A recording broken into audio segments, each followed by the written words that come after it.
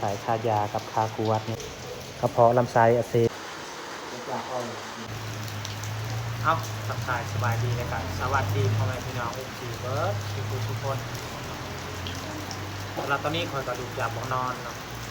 แต่ว่าเดี๋ยวนั้นอยู่ในโต๊ะของเฮายังมาสัมภาษณ์เพื่อตอนนี้จะเอาชีผ้าเพื่อนยับไปส่งอยู่ที่โรงพยาบาลหรือว่าอยู่โรงหมอครบวงจรลาวเวียดนี่แหละไปเช็คสุขภาพหรือว่าทานหมอสิเป็นแนวใด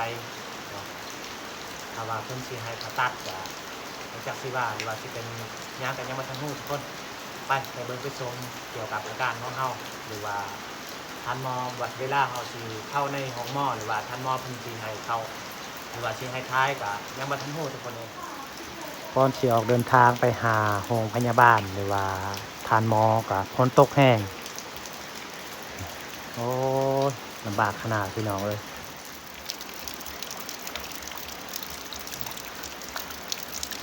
ต้องได้เอาแพรยางนี่แหละไปนำฝนตกแห้งทุกคนเบาหยับเป็นผู้ไปส่งเฮาเนาะฝนตกน้อยแต่ว่าเบาหยับคือเพื่อนสำคัญของเฮานี่แหละเพื่อนสนิทเวลาเจ็บเป็นแต่เพิ่นแหละ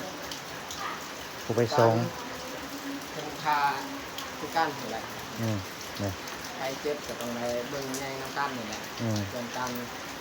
เอารถเจ้าไปเนาะแม่คือคันเดียว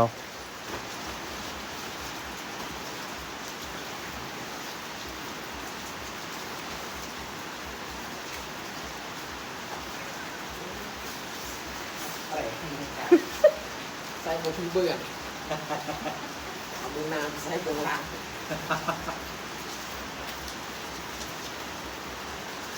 ใส่จะส่งตาตั้งฝนตกงานใช่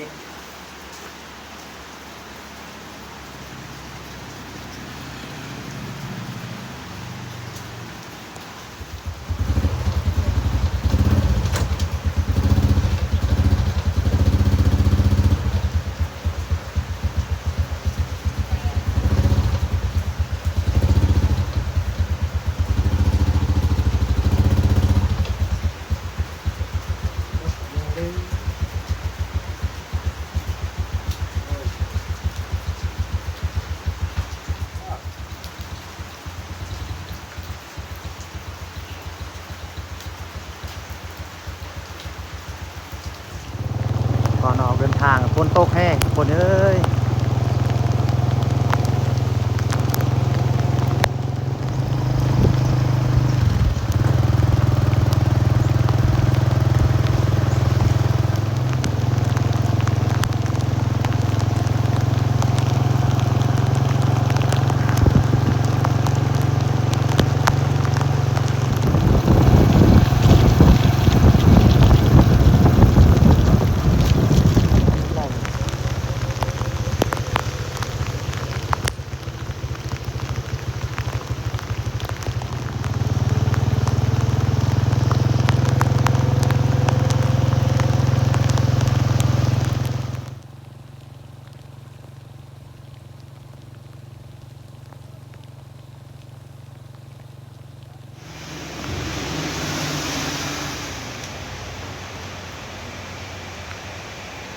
เติมน้ำมัน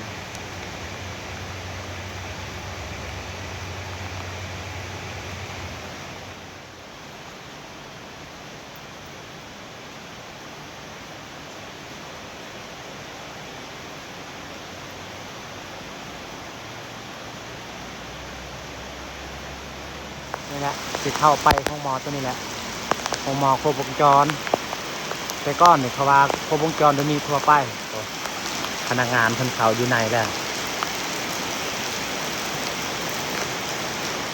ฝนตกนี่แห้งขนาดเลยมื้อนี้เขาว่าลมพายุเข้ามาตอนขี่รถไปบางทีแห้งขนาดเลย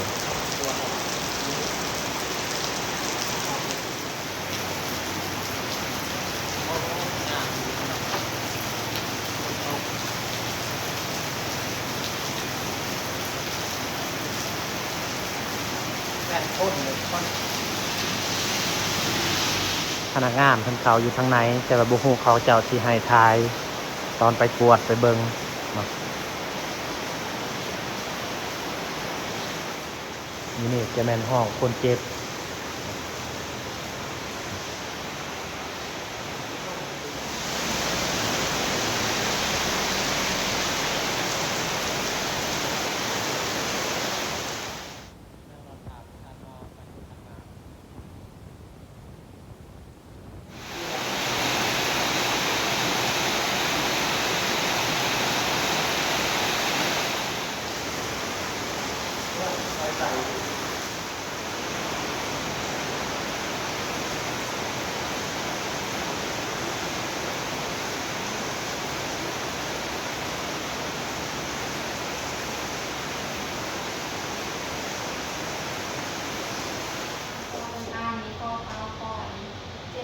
เวลาเขายางแห้งเจ็บเว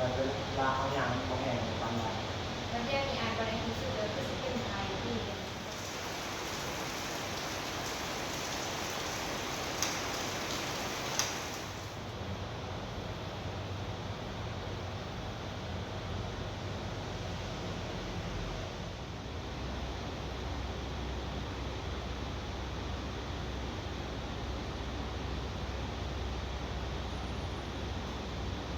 อนนี้เขาประกวดเรียบร้อยครับมันจะมีเขาก็ซองไอแซงซีแล้วก็อันนี้โก้แต่ว่าตอนนี้กระบอกอาการยังทำนอนมาบอกกันหน่อย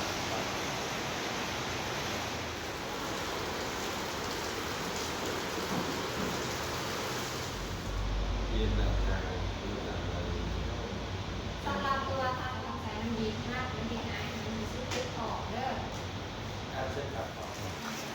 เอามาใส่คายากับคากวดนี่แหละ เท่าไหร่ ก็ได้บางอย่าง ผ่าน734 700,000 ด้วย 1,734,000คายา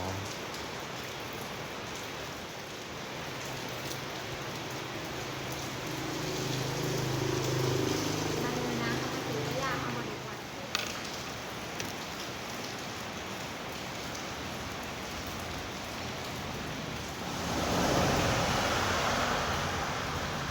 นี่ก็มันกวดตัวนี้มันตัวนี้ปกติตัวนี้ตัวทานหมอเพิ่นคนกวดเอโก้นี่ก็คือปกติตัวนี้เนาะ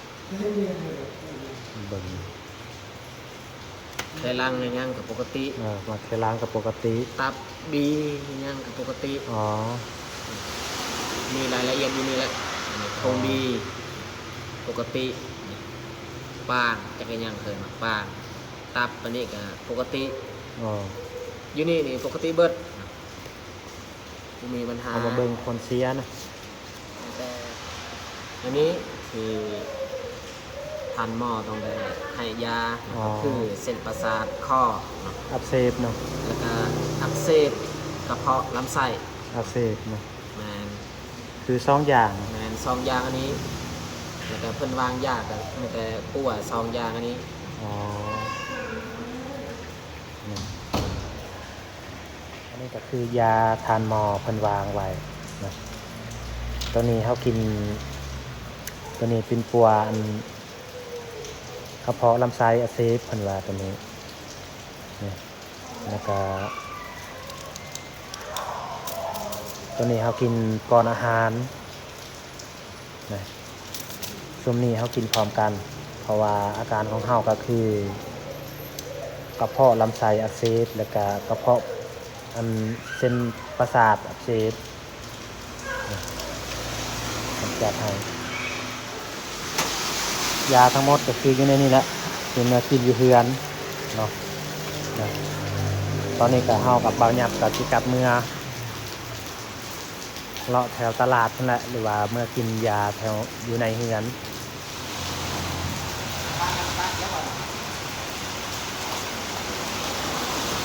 รับมาแข่งคน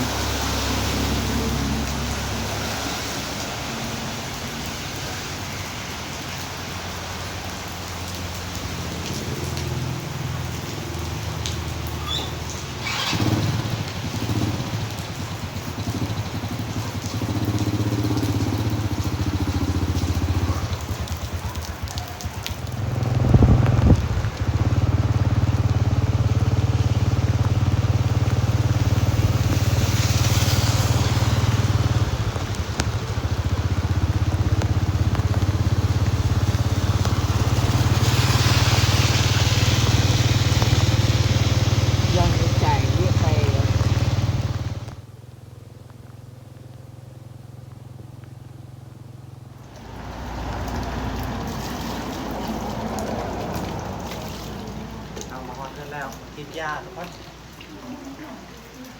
เศร้าผมมาเศร้าผมเบิด2 ล้านปลายแล้ว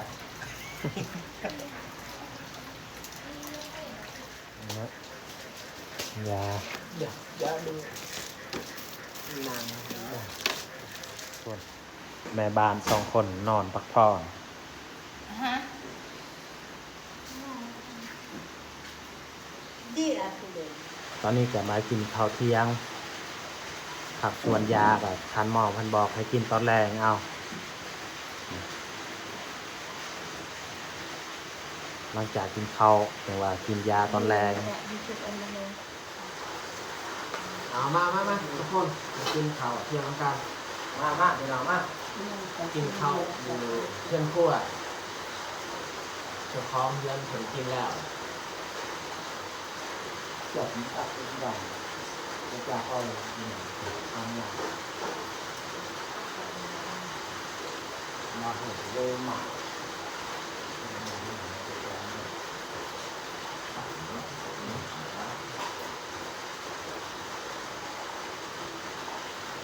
บ้านเอาเชือกจากอ้อยนี่คือรู้สึกว่าขึ้นมาเพิ่มมา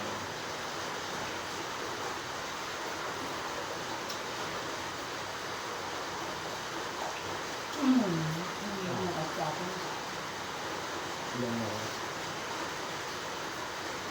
ต้องออกมาดีกว่าดูเขาเองแต่เรื่องดูเขาร้ายมันคือทำจากนี้มันเป็นนักคุณหนึ่งเรื่องของมึงก็เลยมาให้เราเป็นเพื่อนเมื่อมาป้าไปหนักแล้วไปแล้วก็ตัวใหญ่เป็นอะไรอยู่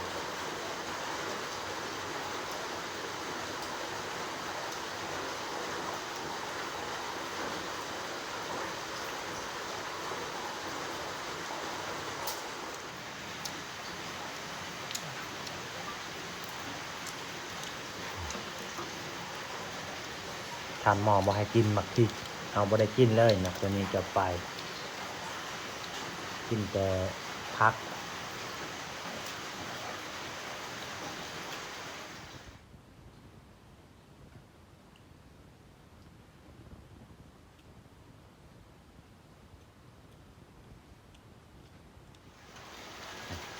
กินข้าวแล้วก็ยังฝนตกยังมาทันเศร้า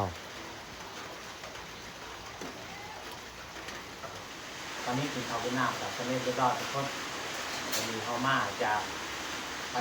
ประกวดอยู่ของพยาบาลจากที่ทานนอกกันบางให้ยาไล่เตอร์แต่ว่าบุ้งว่าอาการของเขาชีดีขึ้นหรือบอกอะไรเนี่ยประทันหูแต่ทุกคนถามเบิ้งใน15 มื้อกำหนดให้กินยาต้องครบ15 มื้อ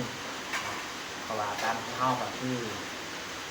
อักเสบกระเพาะลำไส้นี่แหละการอักเสบเส้นประสาทอย่างที่ได้อยู่ในแข้งที่กองออดวันที่26-27 เดือน 6นี่แหละเวลาการของเขาดีขึ้นหรือบอกยังไม่ทั้งหมดทุกคนโอเคสำหรับคลิปนี้แต่ตอนที่เข้าใจเขาเลยพี่น้องคอยติดตามรับชมคอยให้กำลังใจให้มาเพื่อตลอดเนาะขอให้ดูดีไม่แห้งสุขภาพเป็นไงเด้อทุกคน